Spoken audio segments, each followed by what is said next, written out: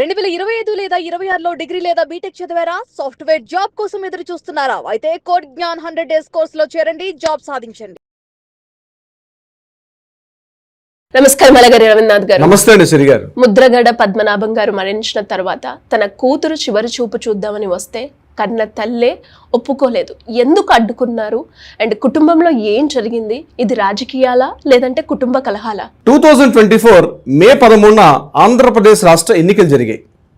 June 4వ తేదీన ఎన్నికల యొక్క ఫలితాలు ప్రకటించబడ్డాయి. కానీ అదే సందర్భంలో జూన్ 20న అంటే 2024 జూన్ 20న మరొక సంఘటన కూడా జరిగింది. బహుశా చాలామంది మర్చిపోయి ఉంటారు.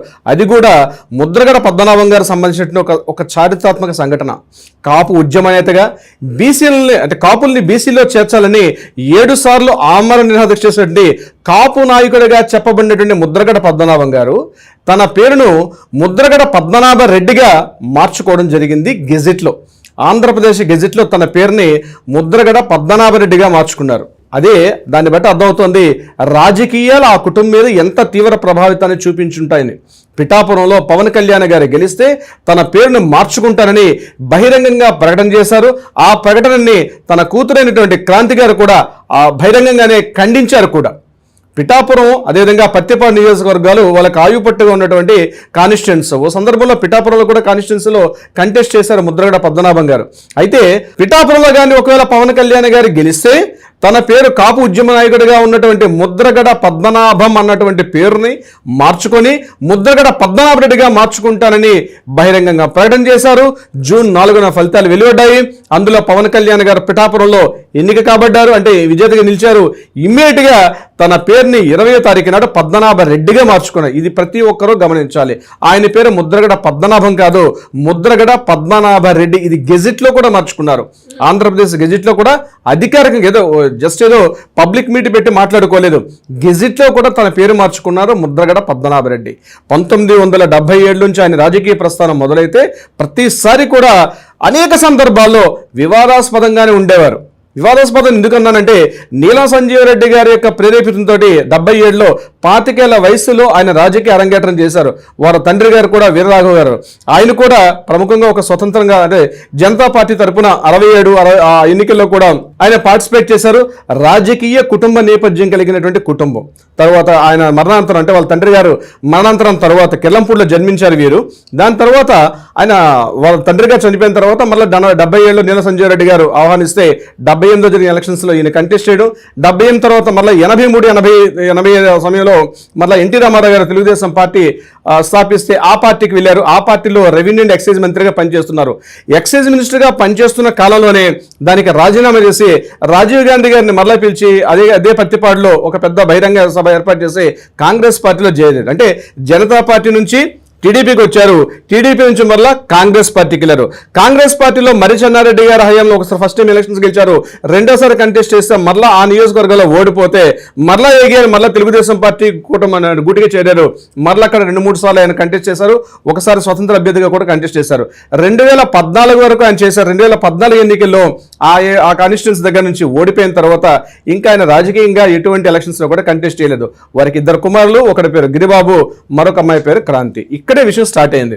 గిరిబాబుని 2024లో వైఎస్ఆర్సీపీ పార్టీలో జాయిన్ అయిన తర్వాత ముద్రగడ పద్మనాభం గారు తన ఫ్యామిలీలో ఇద్దరిని కూడా తీసుకువెళ్ళడానికి ప్రయత్నించారు, గిరిబాబుని అదేవిధంగా క్రాంతిని. కానీ క్రాంతి అనేక సందర్భాల్లో ముద్రగడ పద్మనాభం గారికి అనేక సందర్భాల్లో ఆయన ఇచ్చిన ప్రకటనలు కూడా ఖండిస్తూ వచ్చారు. సోషల్ మీడియా వేదిక కానివ్వండి, లేకపోతే తన తండ్రి గారు చేస్తున్న అనేక వైఎస్ఆర్సీపీకి అనుకూలంగా మాట్లాడుతుంటే ఈమె మాత్రం జనసేన పార్టీకి అదేవిధంగా పవన్ కళ్యాణ్ గారికి అనుకూలంగా మాట్లాడడం. పవన్ కళ్యాణ్ గారు కూడా కాపు పార్టీ అయినప్పటికీ కూడా, అంటే పవన్ కళ్యాణ్ గారు కాపు సామాజిక వర్గానికి చెందినవారు అయినప్పటికీ కూడా ముద్రగడ పద్మనాభం గారికి పవన్ కళ్యాణ్ గారు కూడా ఎప్పుడు కూడా సరిగ్గా పొసగేది కాదు. 24లో ఈయన వైఎస్ఆర్సీపీ పార్టీలో జాయిన్ అవ్వడం, తర్వాత తన కుమారుడు గిరిబాబు గారిని అందులోనే ఆ పార్టీలోనే మరలా జాయిన్ చేసుకోవడం. ఆ ఇన్ఛార్జ్ ఒక ఏరియా ఇన్ఛార్జిగా, కాకినాడ జిల్లా ఇన్ఛార్జిగా కూడా ప్రెసిడెంట్ ఆయన పనిచేస్తున్నారు గిరిబాబు.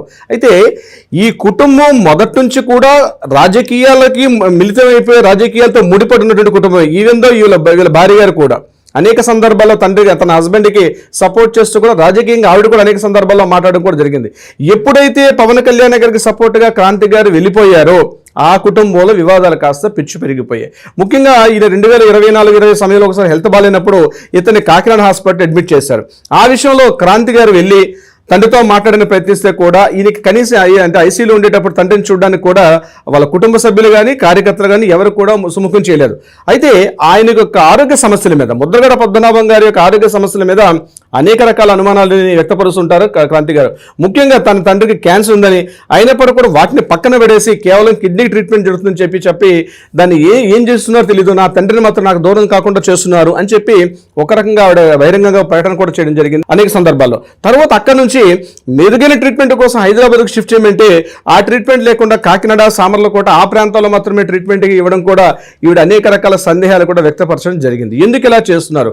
ఇది ఒక కోణం అయితే, మొదటి నుంచి కూడా ముద్రగడ పద్మనాభం గారు సనాతన ఆచారాలకి కొన్ని సంప్రదాయాలకి డెఫినెట్గా తను చెప్పడం జరిగింది అనేక సందర్భాల్లో. ముఖ్యంగా తను చనిపోయిన తర్వాత తన భార్య యొక్క పసుపు కుంకుమలు తీయడంలో కానీ, మంగళసూత్రంలో కానీ ఇట్లాంటివి ఏవి కూడా తీయకుండా ఎప్పుడు కూడా ఎలా ఉండేదో అలాగే ఉండాలని చెప్పి అనేక సందర్భాల్లో కార్యకర్తల దగ్గర, కుటుంబ సభ్యుల దగ్గర కూడా చెప్పినట్టుగా కూడా మనకి తెలుస్తూ ఉంది విషయాలు.